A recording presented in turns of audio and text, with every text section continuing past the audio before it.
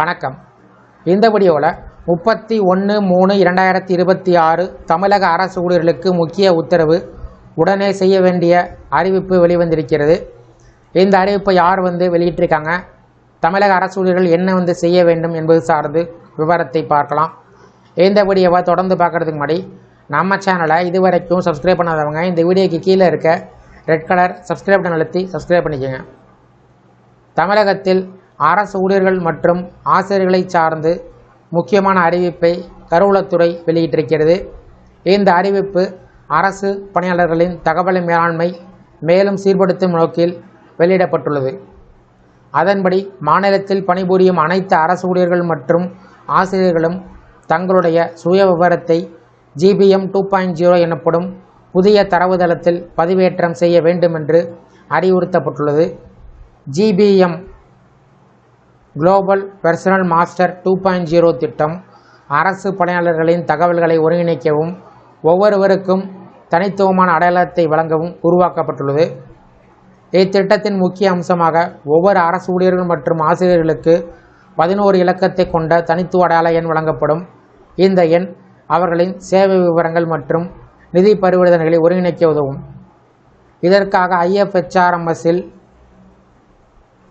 உள்ள தனிப்பட்ட விவரத்தை சரிபார்த்து திருத்துவது கட்டாயமாக்கப்பட்டுள்ளது. குறிப்பாக பெயர், பிறந்த தேதி, அலைபேசி எண், PF விவரங்கள் போன்றவை துல்லியமாக இருக்க வேண்டும். மேலும் வங்கி கணக்கு எண், ஆதார் எண், பான் கார்டு விவரங்கள் மற்றும் இமெயில் முகவரி போன்ற தகவல்கள் ஒவ்வொரு பணியாளருக்கும் தனித்துவமாக இருக்க வேண்டும் என்று அறிவுறுத்தப்பட்டுள்ளது. இந்த தகவல்களில் பிழைகள் இருந்தால் அவற்றை உடனடியாக சரி செய்ய வேண்டும். தகவல்கள் அனைத்தும் சரியாக பதிவேற்றம் செய்யப்பட்டால் மட்டுமே அந்தந்த பணியாளருக்கு 11 இலக்க GBM அடையாள எண் உருவாக்கப்படும். எனவே சம்பளம் வழங்கும் அலுவலருக்கு மூலமாக அல்லது தாமாகவே அனைத்து பணியாளர்களும் தங்களது விவரத்தை சரியாக பதிவேற்றம் செய்ய வேண்டும். இந்த பணிக்கான கடைசி தேதி மார்ச் 31 என்று நிர்ணயம் செய்யப்பட்டிருக்கிறது. இந்த தேதிக்குள் தகவல்களை சரியாக பதிவேற்றம் செய்யாதவர்களுக்கு எதிர்காலத்தில் சிக்கல்கள் ஏற்பட வாய்ப்புகள் உள்ளது.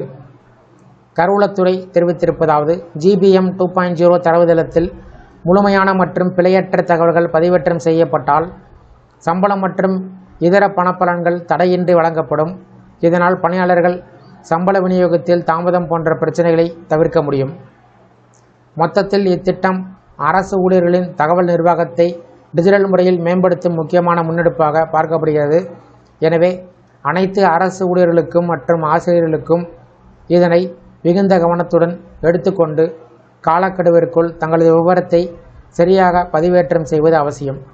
இந்த வீடியோ குறித்த உங்களுடைய கருத்துக்களை கமெண்ட் செக்ஷனில் கமெண்ட் பண்ணுங்கள். இந்த வீடியோ பிடிச்சிருந்தால் வீடியோக்கு ஒரு லைக் பண்ணுங்கள். இந்த வீடியோவை அனைவருக்கும் ஷேர் பண்ணுங்கள். மற்றும் ஒரு பயனுள்ள வீடியோவில் சந்திப்போம்.